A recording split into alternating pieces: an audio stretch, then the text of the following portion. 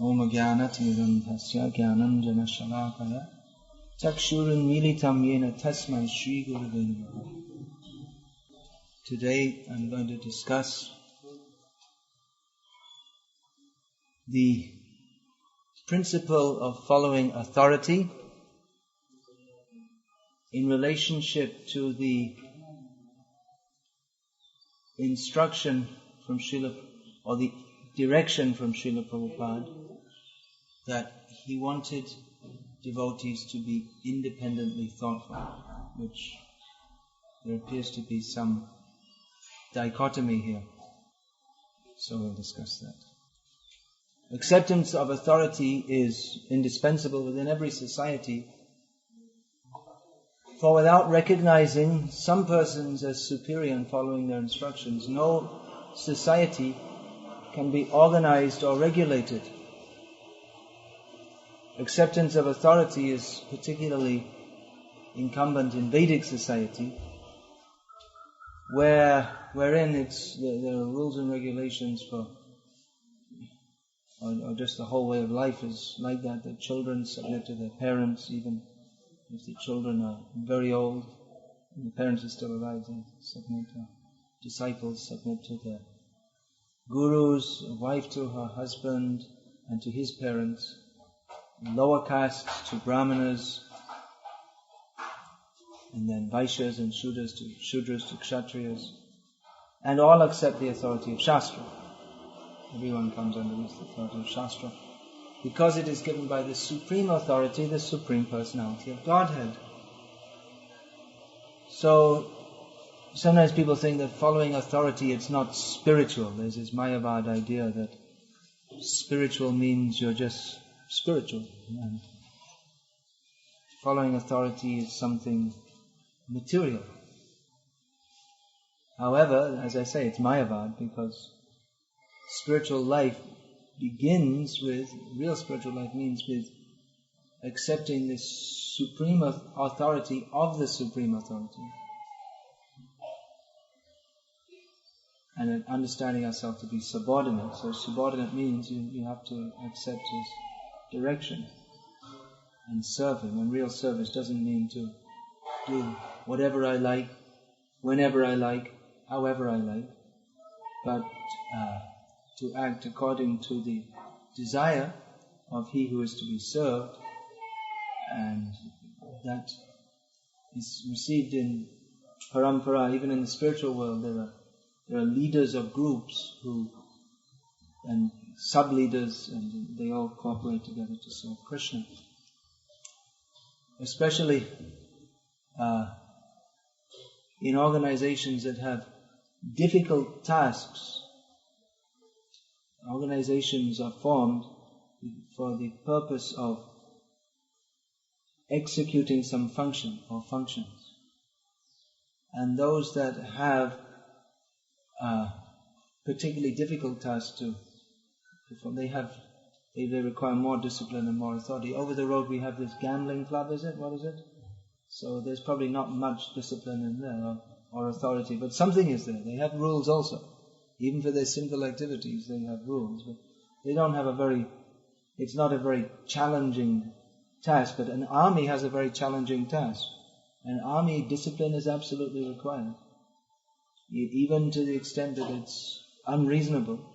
But the principle is drilled in that you have to follow authority, because without discipline no army can work. You say that you give some order in the battlefield and you say, well, let's take a vote on it, and by the time you take a vote, you're all dead. So even if you do follow it, you may be all dead, but the idea is to make the other party all dead. That's the idea. So ISKCON is a preaching movement. It's fighting against Maya, both within the hearts of its members and in the world at large, which is not very much inclined to accept Krishna consciousness. So it can only function properly if it's well organized, which means that there has to be discipline also. Here's some quotes from Prabhupada. Even if one becomes equal to even if one becomes equal to the spiritual master in education and knowledge, still one has to maintain the disciplinary principle of obeying one chief man in any establishment. If such discipline is not maintained, no establishment can make any progress. Obedience is the first law of discipline.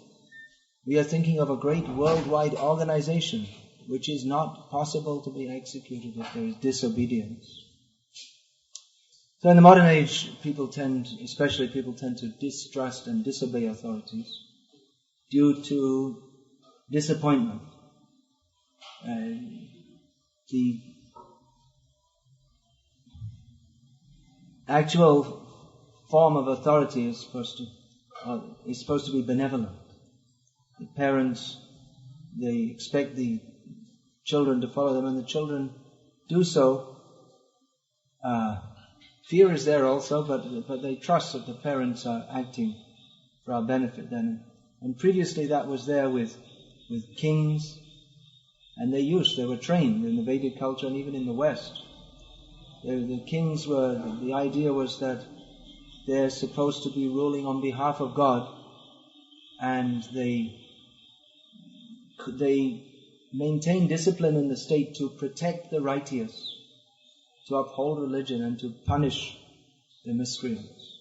So people actually loved their kings, not like in Nepal at the present time, where it seems that most of the people in the country would prefer that he was dead, and they're working on fulfilling that ambition as far as they can.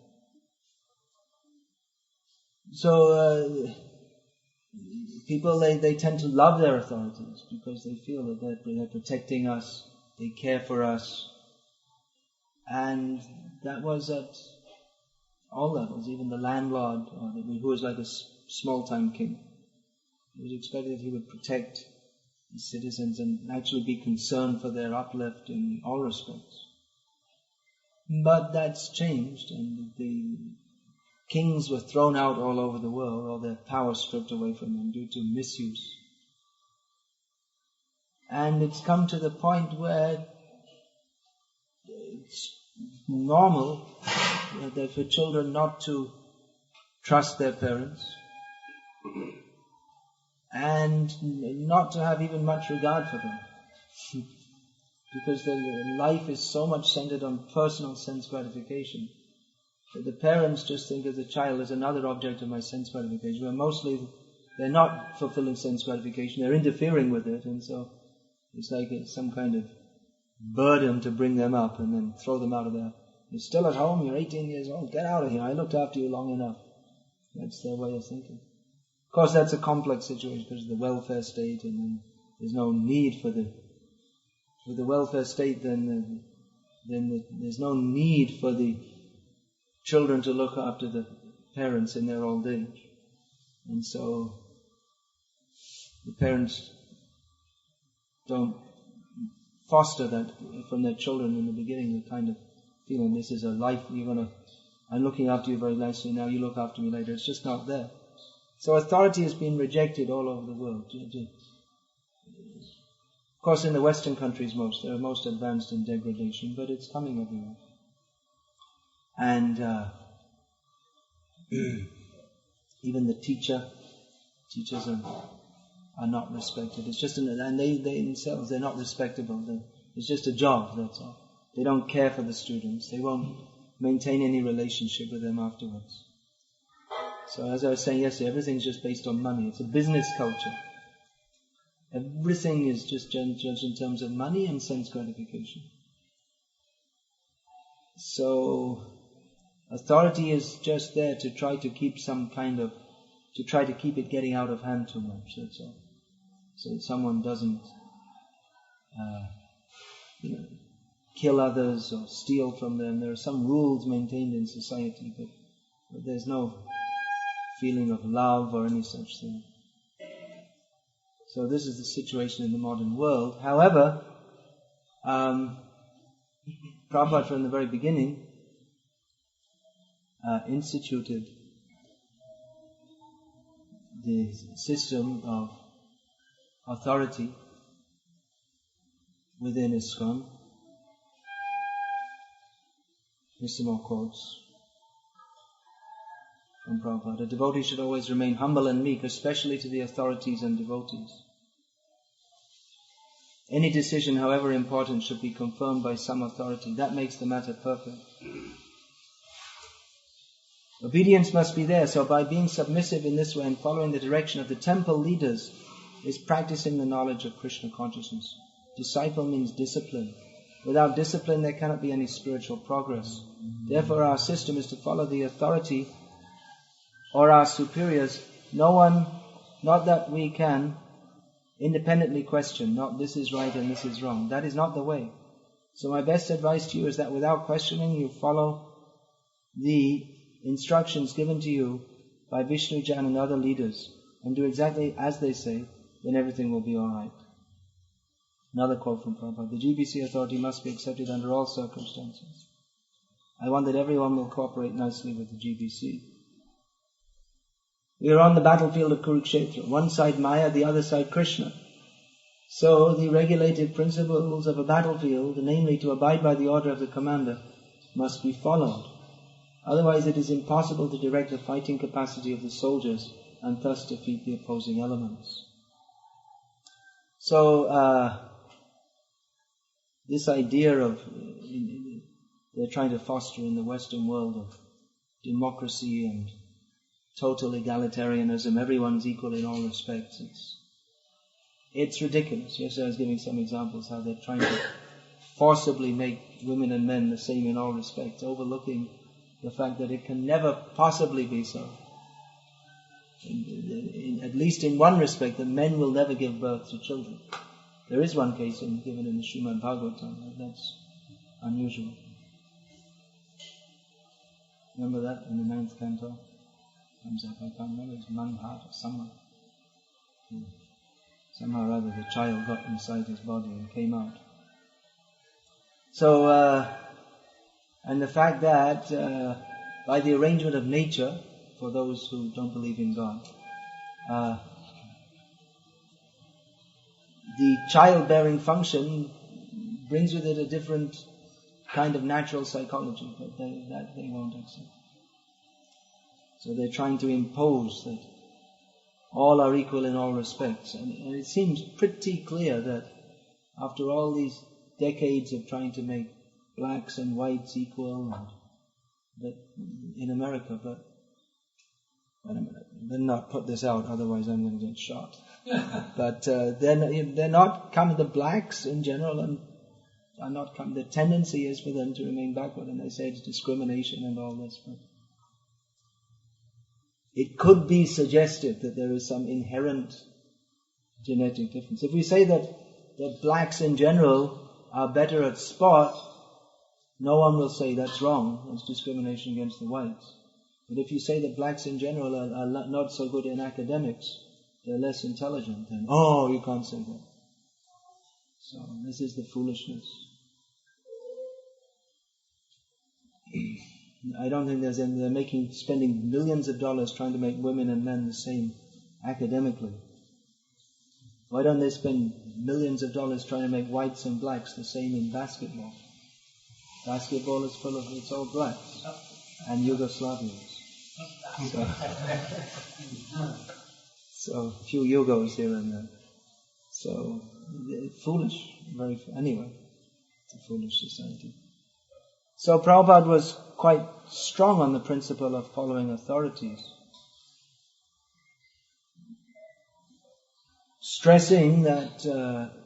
always stressing that Krishna must be in the center. We see that there have been attempts in the hippie era in America and other countries to make utopian kinds of communities, in which everyone just lives together anarchically, and there's no real rules, and none of them work. Otherwise, what happens if you want to make everything up for discussion, then you spend half the morning discussing the spoon fell on the floor, who will pick it up? Some person said, well, how can you tell me to pick it up? We're all democratic here. I did this service and then, okay, let's sit and have an Ishtagoshti. And then we discuss for half the day who will pick the spoon up off the floor. It becomes ridiculous. Prabhupada said that even if authorities in ISKCON is being perceived as being wrong, still the principle of following them should be adhered to.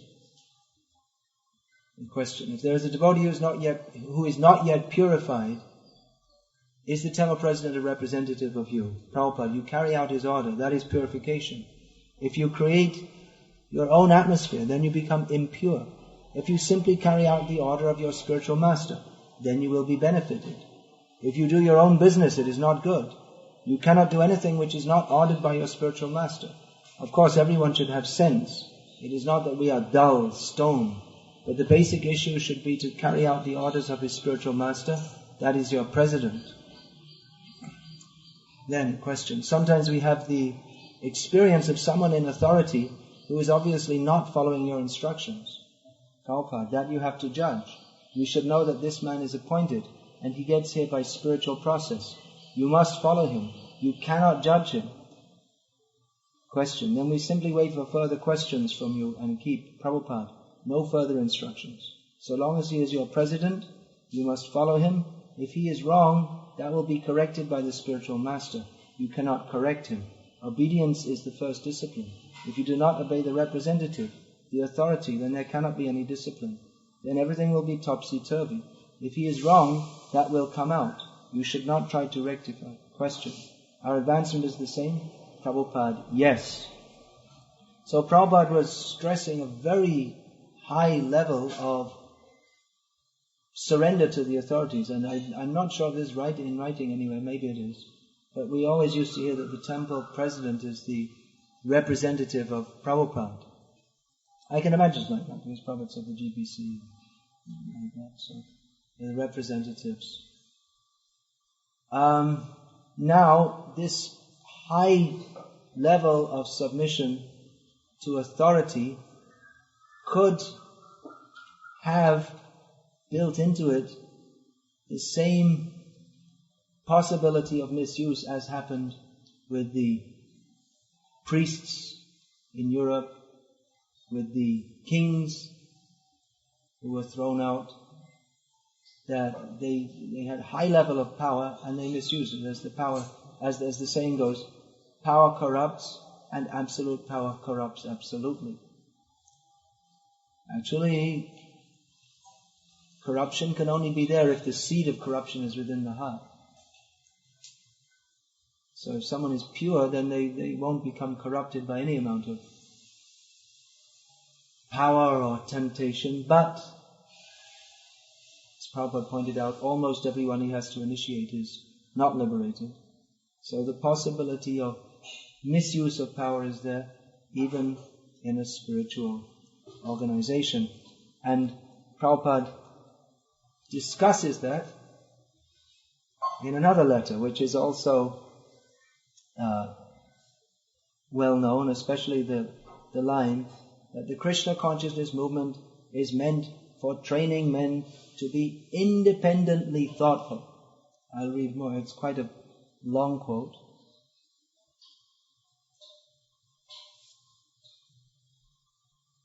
I have heard from Jayatirtha that you want to make a big plan for centralization of management, taxes, monies, corporate status, bookkeeping, credit, like that. I do not at all approve of such a plan. Do not centralize anything. Each temple must remain independent and self-sufficient. That was my plan from the very beginning. Why are you thinking otherwise? Once before you wanted to do something centralizing with your GBC meeting, and if I did not interfere, the whole thing would have been killed. Do not think in this way of big corporation, big credit, centralization. These are all nonsense proposals. Only thing I wanted was that book printing and distribution should be centralized. Therefore I appointed you and Balimardhan to do it. Otherwise, management, everything should be done locally by local men. Accounts must be kept, things must be in order and lawfully done. But that should be each temple's concern, not yours. Krishna consciousness movement is meant for training men to be independently thoughtful. and competent in all types of departments of knowledge and action, not for making bureaucracy. Once there is bureaucracy, the whole thing will be spoiled. There must be always individual striving and work and responsibility, competitive spirit, not that one shall dominate and distribute benefits to the others, and they do nothing but beg from you and you provide. No, never mind there may be botheration to register each center, take tax certificate, each, become separate corporations in each state. This is, in America, Prabhupada wanted that in each state ISKCON should be registered separately, whereas in India he wanted that there should be one organization registered. So it's, the organizational aspect is a little different.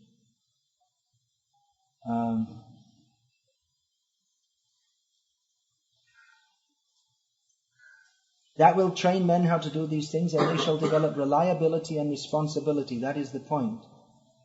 I'm a little observing now, especially in your country, that our men are losing their enthusiasm for spreading on our programs of Krishna conscious movement. Otherwise, so many letters or problems are coming dissatisfied. That is not a very good sign. The whole problem is that they are not following the regulated principles that I can detect. Without this, enthusiasm will be lacking. From his use of the word regulated principles, or the term, I understand, as we'll see a little later on, that Prabhupada means not just the 4 regulated principles, but he means rising early, attending the classes, be engaged in service, all these things. The whole problem is they're not following the regulated principles, that I can detect. Without this, enthusiasm will be lacking. Even mechanically following, and if he gets gradual understanding from the class, he will come to the point of spontaneous enthusiasm. This spontaneous loving devotional service is not so easy matter. But if one simply sticks to the rules and regulations like rising early, chanting 16 rounds, chanting Gayatri, keeping always clean, then his enthusiasm will grow more and more, and if there is also patience and determination, one day he will come to the platform of spontaneous devotion. Then his life will be perfect. All this I have told you in Nectar of Devotion. So I do not think the leaders are themselves following, nor they are seeing the others are following strictly. That must be rectified at once. Each center remain independent, that's all right, but the president and other officers must themselves follow and see the others are following the regulated principles carefully and giving them good instructions so that they may understand nicely why this tapasya is necessary. And GBC and sannyasis will travel and see the officers are doing this, and if they observe anything lowering of the standard, they must reform and advise, or if there is some discrepancy, I shall remove it. Of course, if new men are coming, they may not be expected immediately to take to our regulated principles 100%. Therefore, we should not be so anxious to induce them to live in the temple. Anyone who lives in the temple must agree to follow the rules and regulations without fail. So if some new man moves in with us, he may become discouraged if he is forced in this way. And I want to see a few sincere devotees, not many false devotees or pretenders. Prabhupada says, the point is to be engaged in doing... There is some symptom of missing the point, Prabhupada says. The point is to be engaged in doing something for Krishna. Never mind what is that job, but being so engaged in doing something very much satisfying to the devotee that he remains always enthusiastic. So it's quite a long letter, and well-known letter. Now, some of the things Prabhupada's pointing out here about the leaders, how they simply hand out benefits to others. Prabhupada's saying about training men to be independently thoughtful. So sometimes the quotes I gave about authority, these are often quoted that, you just have to follow whatever I say. And then again, this quote is sometimes given to say that you don't have to just follow, you just be independently thoughtful. And many times Prabhupada speaks against blind following. So the two things appear to be contradictory.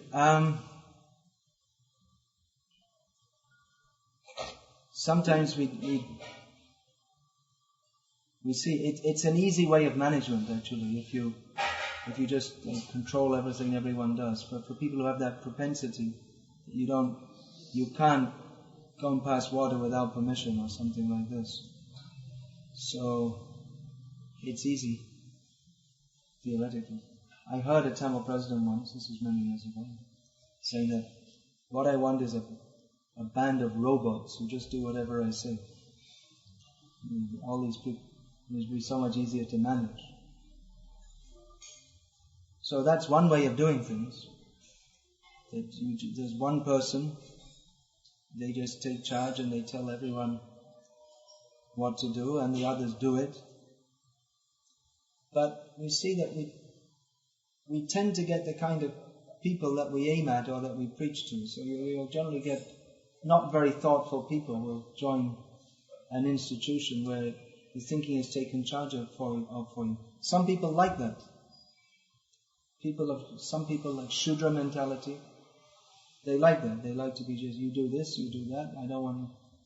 But Prabhupada wanted to train people as brahmanas to lead society. So brahmanas should be independent and thoughtful.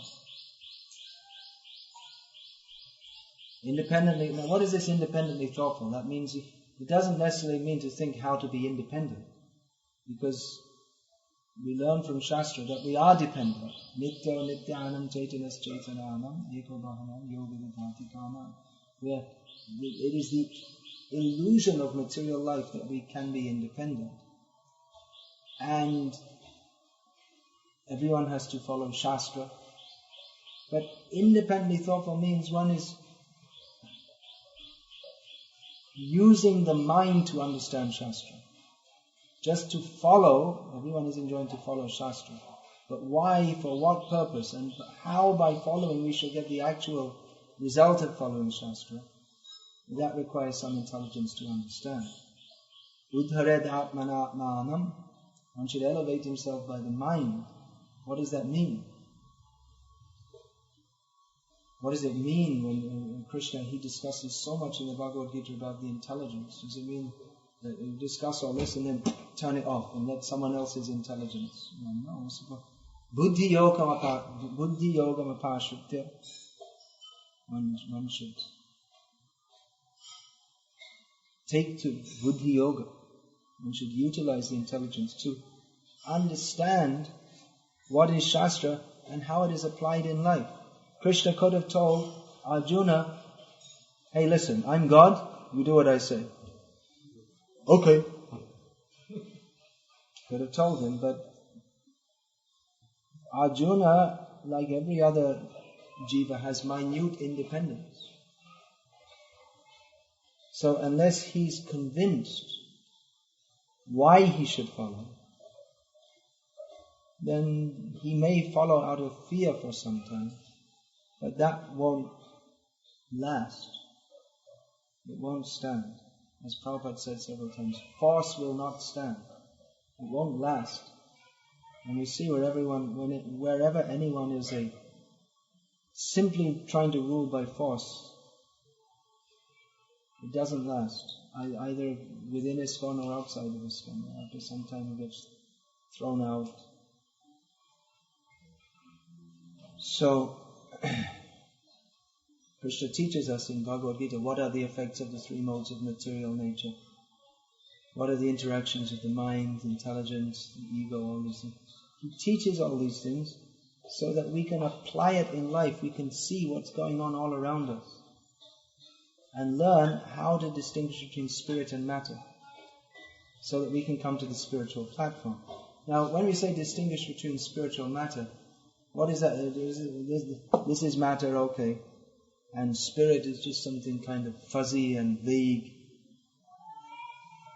The basic difference between spirit and matter is the intention in how something is employed, or the motivation of a person. Anything used in Krishna's service is spiritual. The microphone is spiritual. What's spiritual about it? Spiritual about it is being used in Krishna's service. So, what is the intention? If the intention is to serve Krishna, then that is spiritual. If it's not, it's material. And spiritual and material, they can mix up. Someone comes to Krishna consciousness with the intention of serving Krishna, but some material motivation also. So if that's not cleansed, then that may remain a factor in his motivation. So a brahmana, or one who's actually intelligent, uses his intelligence guided by Shastra to be independently thoughtful and to recognize what is what's going on.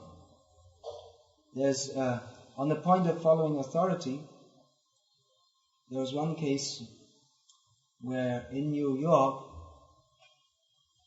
the GBC's wife was cooking chicken in the deity kitchen and having it offered to the deities. So when Prabhupada came, he found out and he stopped it. They say the problems began after Prabhupada left, but there were some unusual things going on even before Prabhupada left. So when Prabhupada came,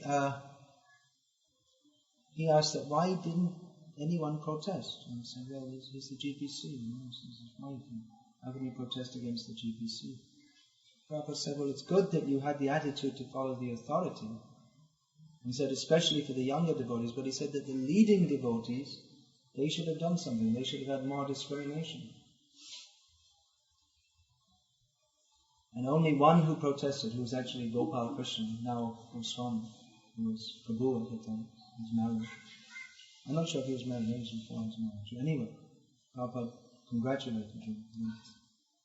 Because you're an actual devotee. You didn't want to see this nonsense go on. So Prabhupada, his quotes that we should follow authority, there is, it's not an absolute consideration.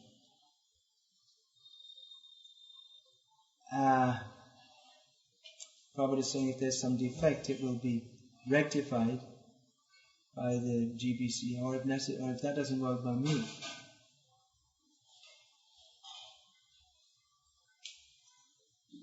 So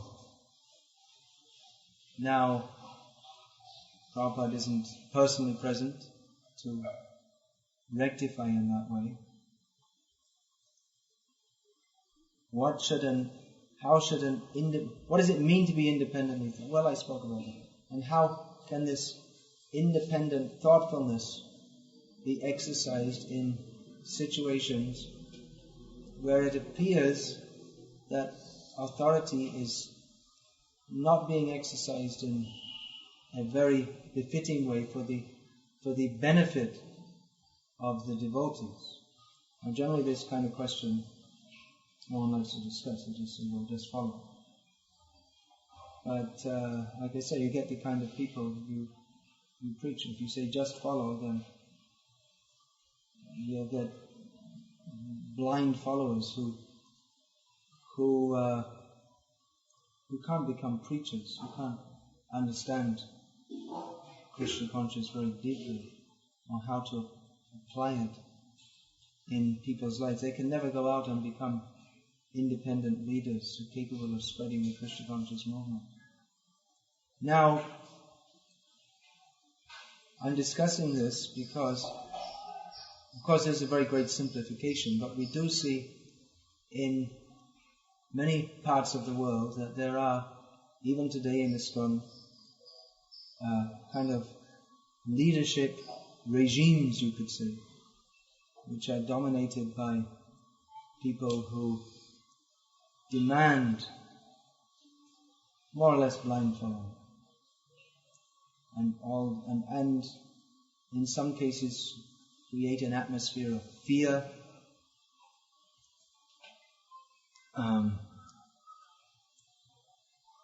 Mostly we don't find that in Europe or America. It was there previously, but as happened with democracies, and the king was thrown out, or the king, in the case of ISKCON, the kings were thrown out by Maya in many cases. Of course, like I said, it's a simplification, because Many of them were devotees doing good service, but there was this, especially in the Zonlacharya days, there was this very heavy kind of leadership. And if anyone said anything, hey, we think there's something wrong, then they were thrown out, sometimes physically, thrown out of the temples and called envious snakes and all this kind of thing. But the whole system broke down when it was seen that the kings had no clothes on. And now in Europe and America, everyone's just independently thoughtful. And there's no authority, no one accepts any authority, and it's just a complete mess. So it's gone too far the other way. So how are we to find the balance? Whereas here and in some places still in the West, there's like this top. Here in India, there's still in some places some top-heavy kind of leadership in which everything goes through the leader, and devotees are living in a palpable sense of fear. They're not happy in Krishna consciousness. It's very, very easy to see. Dealings are not very sweet, and they don't have to be, because things are running on. And even if some of the people leave, the leaders don't care, because more people join, and then they train them up, and they go out and they join the Gauriya Math, or they go back to meat eating or something, and they don't care. Because, the main principle of Krishna consciousness is to follow the leader, and I'm the leader. And they're able to get some things done, build temples, and it looks good from the outside, but there's no real development of people's Krishna consciousness. So and we find here in India it's often even difficult to say anything about it, because who are you going to say to? The leaders are in position, and that's it. You're not going to you have to follow, that's all. The only thing you can take up is if there's something like, you can maybe take it up if there's some breaking of the four regulated principles, then you can try to take something up. But even in the case of corruption and this and that, it's very difficult unless it becomes really extreme. But it's very difficult to take up. So where's the balance between following authorities and being independently thoughtful? I don't think any particular line can be said that this is the particular. It will be different in different circumstances, different with different people, but the main, please go wash your hand and don't put it on your mouth. You want to know why? The hand is dirtier than the mouth is dirtier than the anus. And Prabhupada said, he's the authority. I personally saw him. So everything should be done in a spirit of Krishna consciousness. Easiest. That's the solution to everything, all problems. What is the problem? What is the solution to the problem of not enough rainfall? Krishna consciousness. Everyone should just stop breaking all the regulated principles, become pious and chant Hare Krishna. There will be no problem with water or anything else. But in the meantime, we're living in a situation where everyone's not Krishna conscious. So, what to do? We have to get good. We have to find out good association wherever we can find it. That's all I can say. Persons who we feel are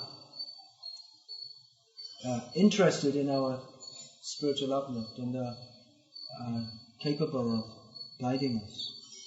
And interest in our spiritual uplift means they train us to be independently thoughtful. And this concept has come up. I think it was adopted from Stephen Covey actually, but maybe not. I don't know. But anyway, it's a good principle that leaders should it's Krishna conscious. But a leader should think of himself as a servant. Or Kavi says he should be a facilitator. A good leader is a good facilitator. So, a leader in Krishna consciousness should be a good servant of others, and he has may have more experience than others, but his motive is to try to help others come up, not to keep them down, that you're afraid they'll come up ahead of me.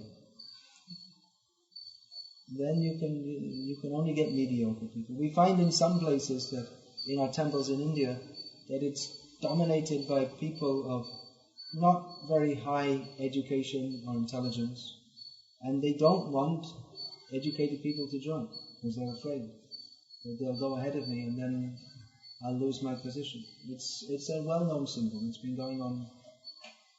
I first heard of it shortly after I arrived in India, so it's nothing new. So we should find that kind of association leadership by which we feel they're actually interested in seeing us develop in Krishna consciousness. And rules and regulations should be there, and we should follow authority, but there's that saying that of commanding respect rather than demanding respect. Those who actually command our respect are those who are respectable by their very nature. I don't know Devamrit Prabhu very well, but it seems to me, you can tell better, of course you've been with him for some time, but he's widely recognized as a very capable leader, so much so that they dragged him out of Belgaum to put him in Vrindavan, where everyone's satisfied with his leadership, but he's very soft-spoken and humble. He doesn't, from what I've seen, he doesn't demand any respect.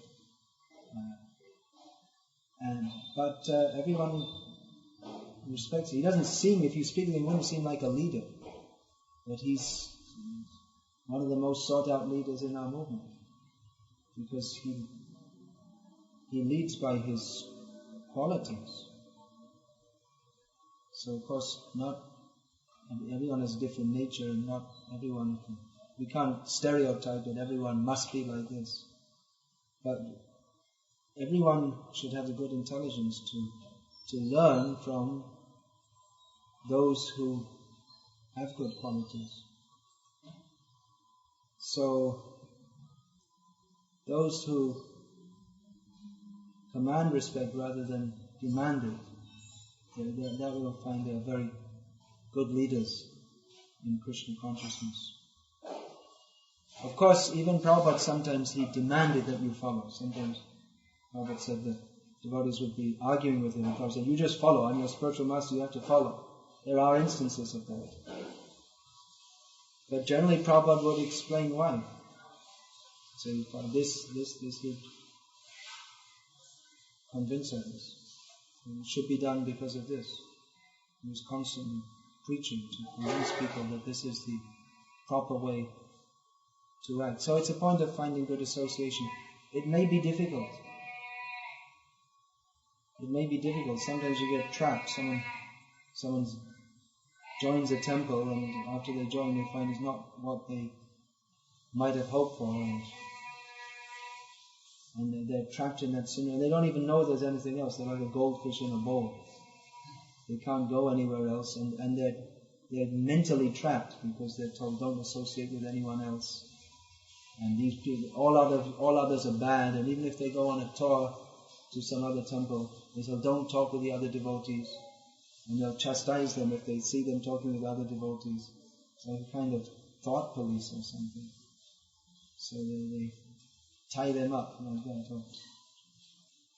I heard, I don't know if it's true, in one country in Europe they say that if you leave this temple and go to another temple, that means you're out from the parampara.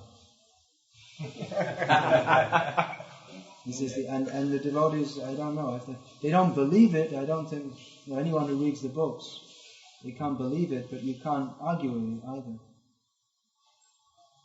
So these are some of the problems. We're lucky that we can discuss it here. In some places it would be difficult even to discuss these things because of such an atmosphere. And on hearing it, the devotees might suddenly start boom, waking up. There's a saying they used to say about mushroom devotees. You heard that one? Because mushrooms, how do you cultivate mushrooms, you keep them in the dark and you feed them with stool. So, mushroom devotees. You keep them in the dark and feed them. You tell them all nonsense and bad things. And this way they grow up. But they become a mushroom in the mode of ignorance. They don't become a Brahmana who's independently thoughtful. Brahmana independently thoughtful doesn't mean necessarily. We find that, like I was saying, that in America and some of the everyone's independently thoughtful and no one follows anything. That's an exaggeration. But it's generally like that. No one wants to follow any authority. They feel all the authorities are cheating. I just a few days ago, in a letter, it was informed to the world, of whoever wanted to read it, that because I didn't agree with the writer's interpretation of Prabhupada's instructions about feeding the poor, that this is proof that I must be stashing away money to buy a house on the Riviera. Because Harikesh was against poor feeding, and look what he did. So this is proof that B.V. Swami and Swami J must be doing the same thing. So people become possessed of such poor logic, and they have this, they don't want to follow any authority.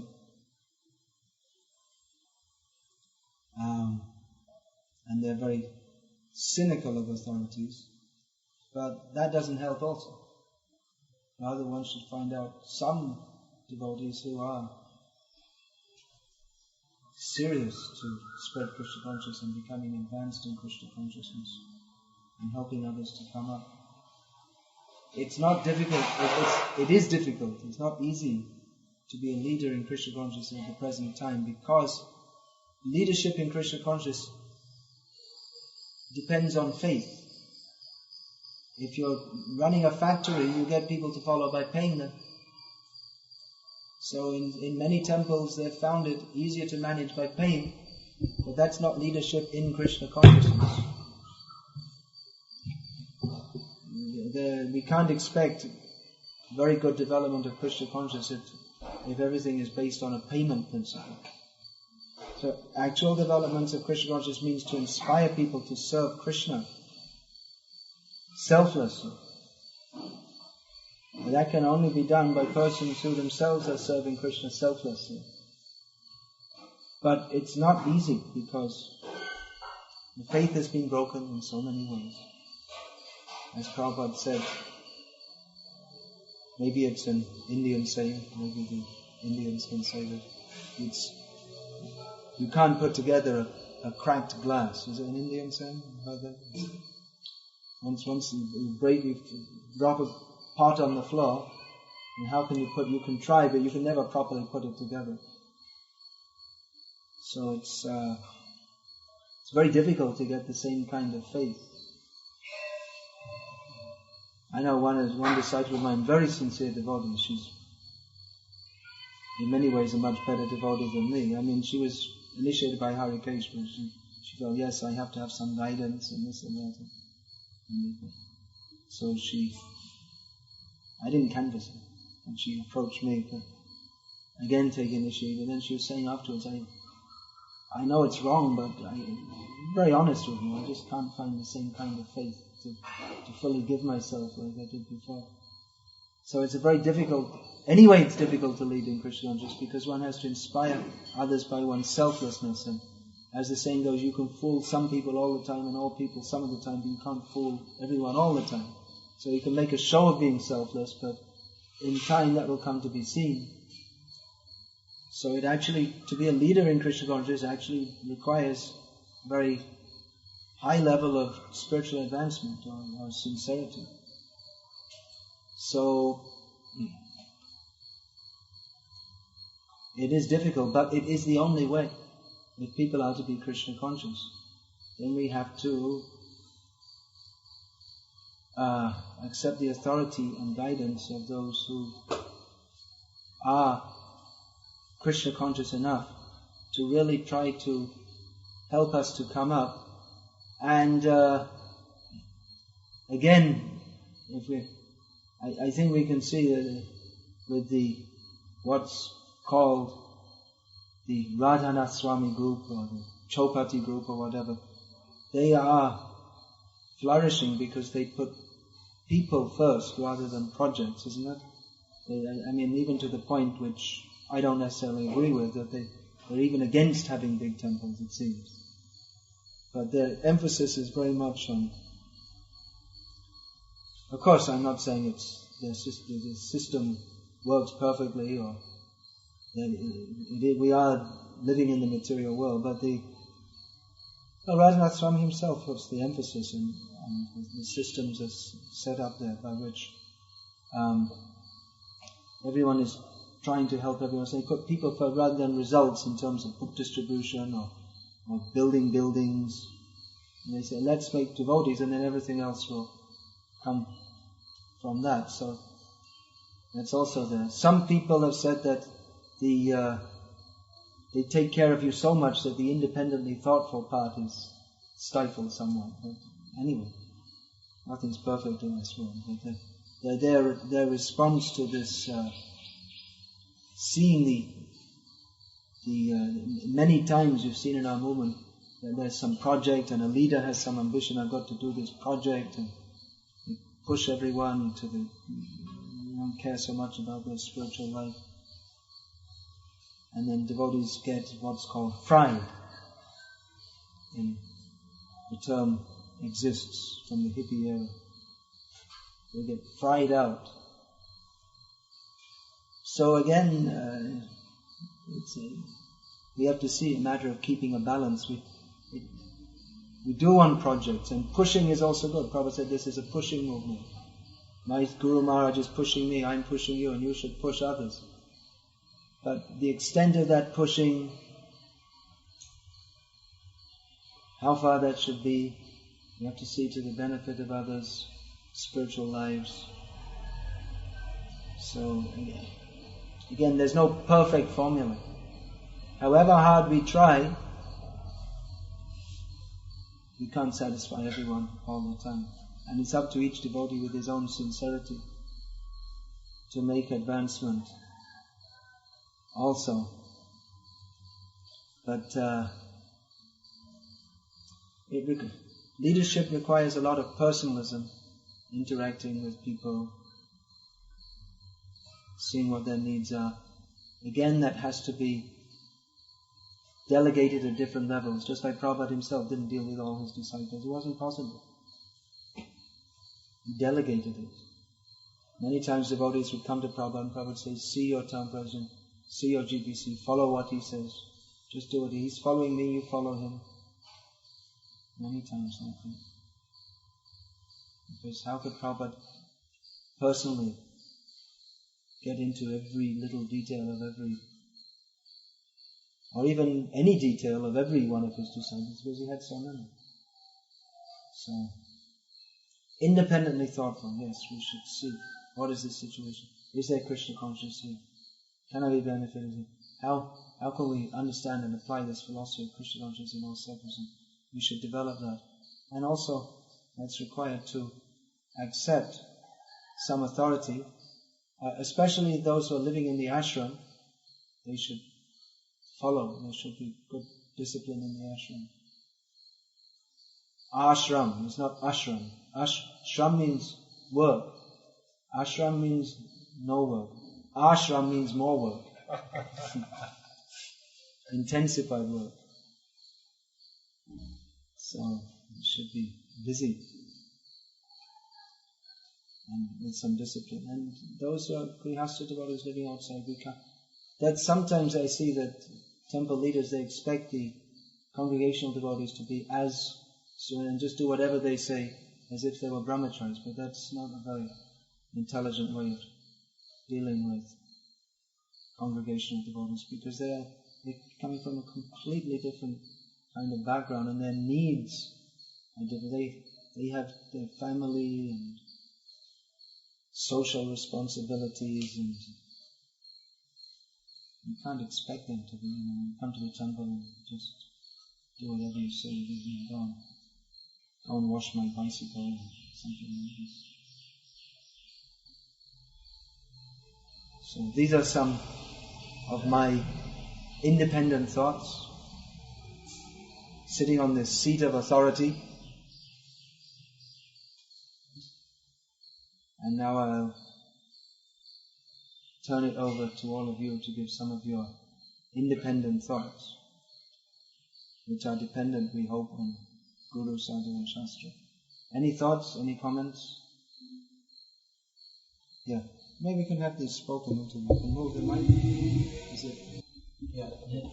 I don't know. Somehow it seemed to me that this system of ISKCON management in India is too centralized, kind of in the matter of the extension centers, and so it becomes too centralized actually, and it kills it. Instead of facilitating preaching, it kills it, because but you mentioned during the class that Prabhupada had another view of ISKCON's organization. Yeah. So what's that? What's that? There should be one office in India. I don't know exactly the reason for that, no problem, but I would think it's something to do with the laws and the way things are done in India itself. One office, having one office. Head office in Bombay. And Nadu Pandit, he made his Carnatic Society for Krishna consciousness. He got away. He took the whole temple away from the Bombay office. He says we're following Prabhupada. It wasn't Prabhupada. Anyway, it's not. You see, the reason this was done, the extension center system, we can say it's killing preaching. The thing is that we have many cases in the past of people opening centers, and India's a big country, and they'll be away from any authority, unsupervised, and causing a big mess. We have a lot of history of that. And so therefore they made this.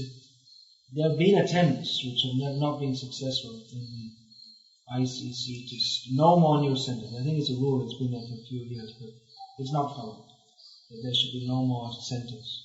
Let's try and make the ones we have strong.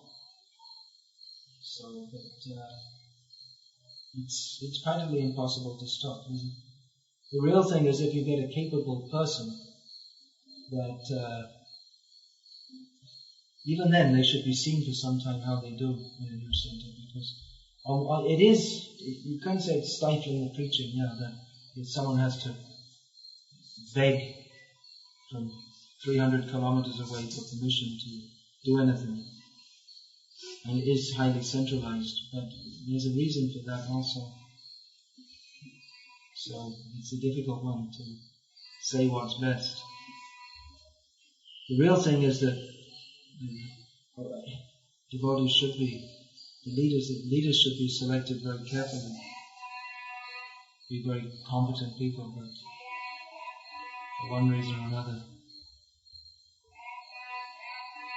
things are as they are now.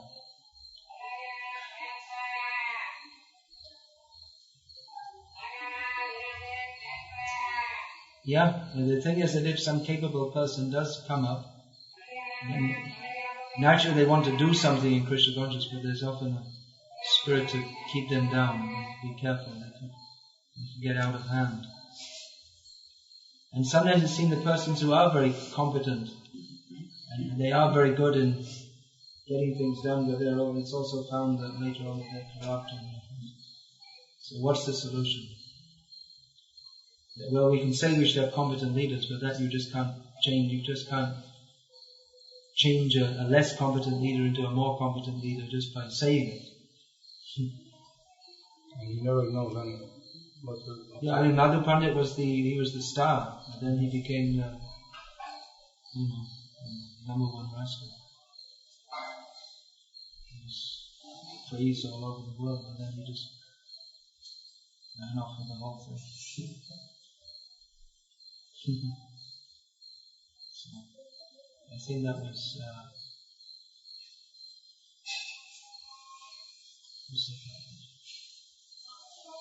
needs to be accepted. The most intimate member of a group has the potential to become its worst enemy. It's an obvious thing. Judas Iscariot, of biblical infamy, in a member of the group.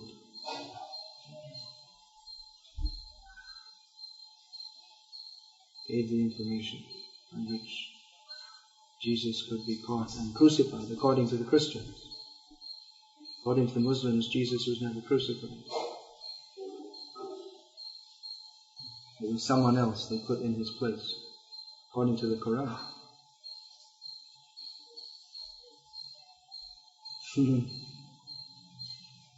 Yeah, anything else? Oh, all that was missed. You said that. I think. You said that leadership requires personalism. Or not only leadership, actually all dealings in the society, in ISKCON and temple should be personal. Yeah, all dealings should be personal. The leader sets the tone, isn't it?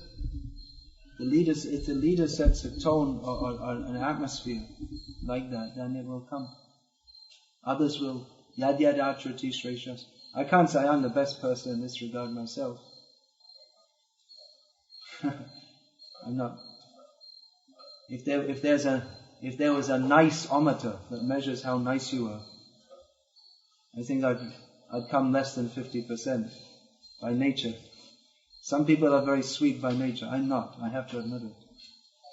But maybe it's good that I'm not a temple president. That's what I thought. I was temple president and regional secretary, and if I'd have hung in, I could have probably been a GBC. But I got out of it. I thought this is being not good for me and not good for others. So,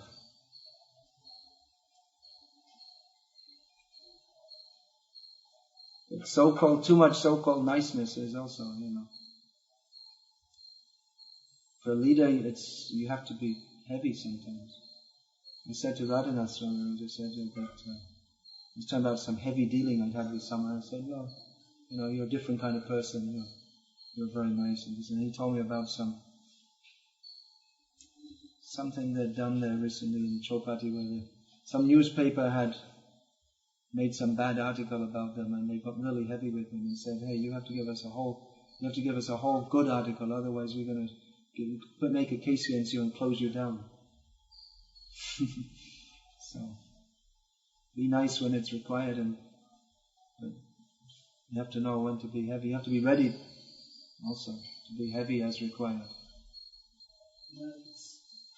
It's easily observed that those who has to stay in a temple, they have to follow the authorities. So, because in many cases we find that authorities are not proper authorities. So nowadays it's a trend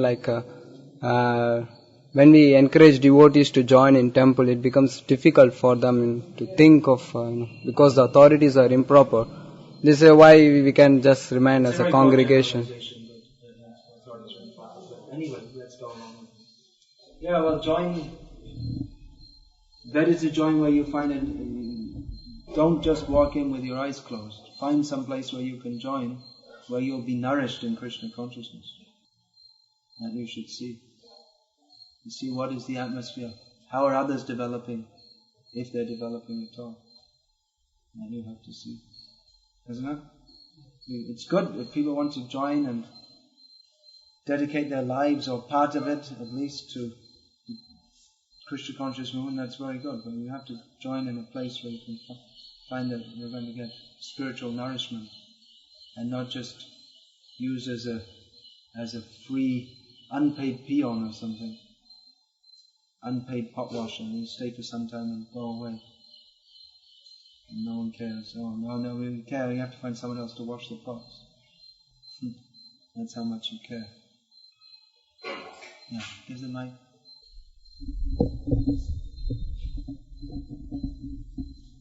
You mentioned some organizations or general when there's organizing, like they keep some rules, basic rules, just to see that things don't go out of hand.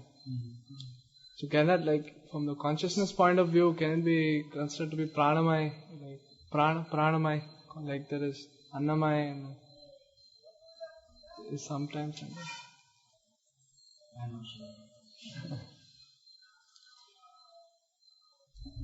There are different gradations, but organizational gradations can be seen as annamai, pranamai, dhyanamai, etc. I don't think so. You can say that the whole material world is more or less going on a platform of annamai, pranamai, and at most dhyanamai. Maybe something in the lower, at the best, at the lower levels of dhyanamai consciousness. So organizations may reflect that.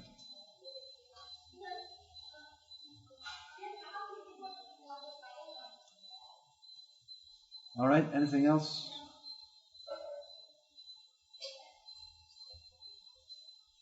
Yeah. Gift business. It is very difficult to set up some system where you can check spiritual advancement of a leader before you put him as a leader. Or is anybody who can check generally we have leader is the last person in the temple and he has no authority. Guru comes here and there, but actually Guru is supposed to be the GPC. Yeah. So who is the one who checks and how to check and how to develop that system? Leadership in ISKCON. Who should be appointed as a leader? Well, I mean, they should be following basic standards, as Prabhupada mentions here, rising early, following the regulated principles, all these different things. It should be seen that they have good character, they're not thieves. And ideally they should be competent people. I mean, ISKCON is a worldwide organization. You don't find organizations like HP or IBM or Thomas Cook. They don't just, look around and see who's there and make someone a leader. But they carefully choose someone, and then they give training, and they give ongoing training also. Even if you're a leader, you have to go for further training, and supervision is there. So, we don't do that. So, systems are required. Any organization, especially one that's large and widely expanded, needs systems. So we don't really have good systems in place. There are endeavors to get that in place. It should be actually that if someone's to be town president, they have this thing now that you have to have you have attended some management course or something like that. So some knowledge of how to manage is also required, because you have to deal with legal matters, financial matters, personnel matters, so many different things. Some competence in management is required. Then it should also be minimal. I don't think it's there, but you should at least have a Bhakti Shastri degree. What we often find is that people or devotees who are quite materially competent, they get a position. They may not be very spiritually competent, and they tend to run the temple in a kind of material way, according to their material ability. Or even worse, which is also at least as common, is someone who's neither spiritually nor materially competent. There's no one else. Or you get ambitious people who are ambitious and like career-oriented. They want to push themselves up. That's also there. They tend to get a position because they like to take charge, but maybe for the wrong reason. So one should be independently thoughtful enough to see this. What happens is often when people come to Krishna consciousness, they kind of we try to bring people to Krishna consciousness on the basis of their intelligence. Then often what we find people come, they turn it off when they come to Krishna consciousness. And they think, well, everything must be great and everything must be wonderful. And then later on they find it isn't.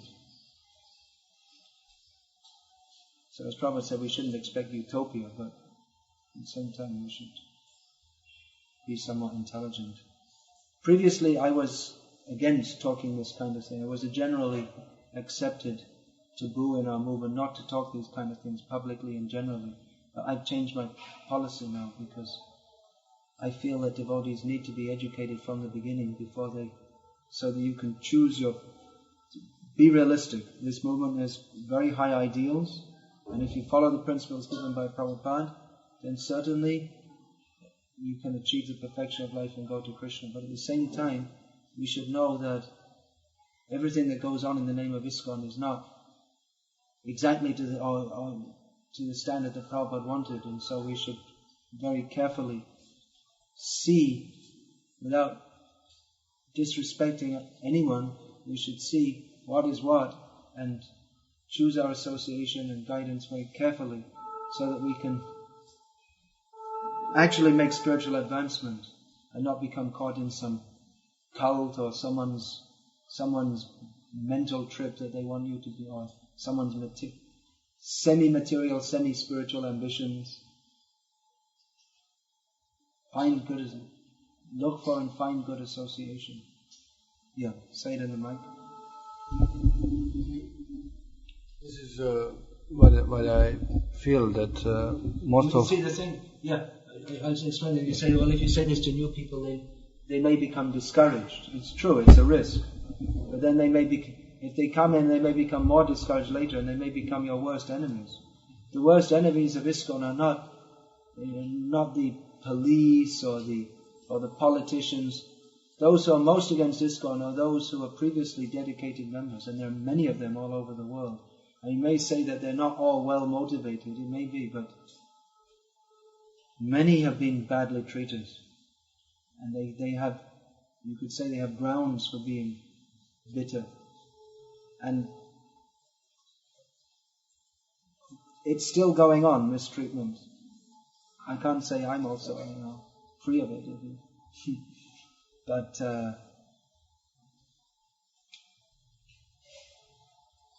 it will go on also, because we're living in the material world. But at least by discussing these things, we can try to bring things up to a better level. By discussing these things, by being aware of them and by striving to improve, we can try to come up to a better level. But however hard we try, there is going to be some abuse of position. We can't avoid that altogether. But we should try to minimize that. Then please continue. What I notice, one of the biggest reasons why we have problems with management is that our managers has no any satsanga, no any actually spiritual association of senior devotees. They don't take it, or they don't want it, or they don't accept it. And this is seen before in my country. They were the top leaders, and then when other guru comes, they come for 3 days, they see a little bit what's going on, and they go away. And they are alone all the time. Nobody to correct them, nobody to advise them, nobody to help them. They never got training or guidance in the first place in the country. Yeah. And what happened? Nobody is there now. No one. Everybody left, of all those big leaders. And they were capable people, but they didn't have any satsanga. They didn't have any authority above them, really, who will see that they are spiritual advancing. They were left alone. So here also we see many people, they are giving authority, they are capable, but they are for many years alone. Capable and sincere also. And sincere also. But being many years alone in their own worlds without proper association, we see that they went some different concepts and they become strange and deviated. So it's easy just to blame leaders, this one's not good, that one's not good, but it's not such an easy job. Even here we are all year alone, on our own. Of course we are maybe more lucky than other temples, but still. Yeah. Lack of Therefore again that principle of not expanding too quickly, boil the milk. you may say it's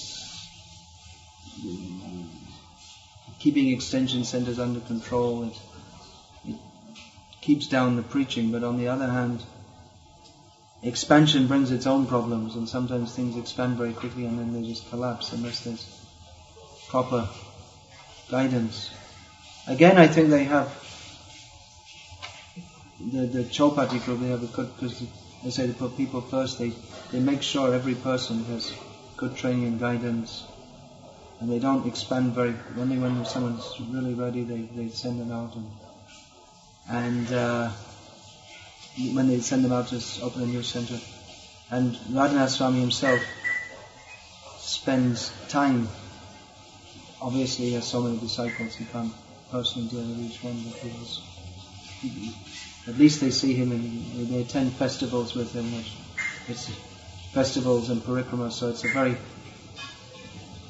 very charged, they don't get that much personal association, they can't all get in the sense of personally being with him and talking to him. But they can be with him for days on end in a very highly charged atmosphere of Krishna consciousness. So that's good. They're trying. There's nothing perfect. So we have to see what to do. Sometimes Prabhupada would say, one devotee was complaining to Prabhupada that there's no good association here. Prabhupada said, you become that good association.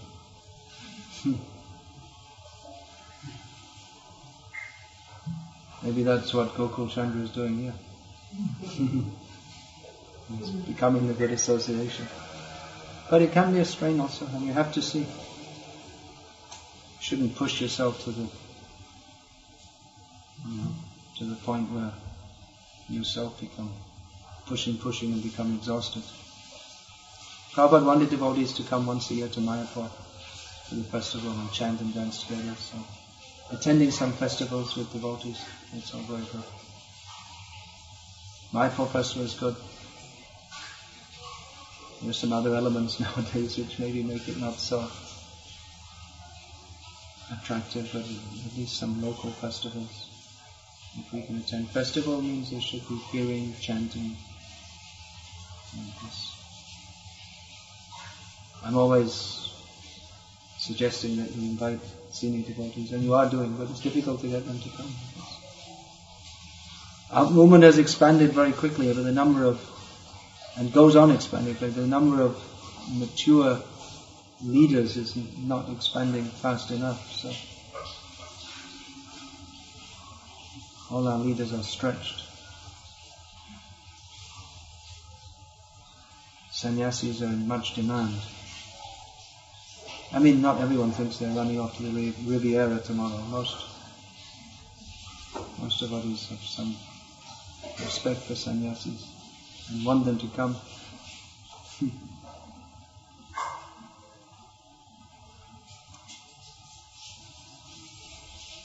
Hare Krishna.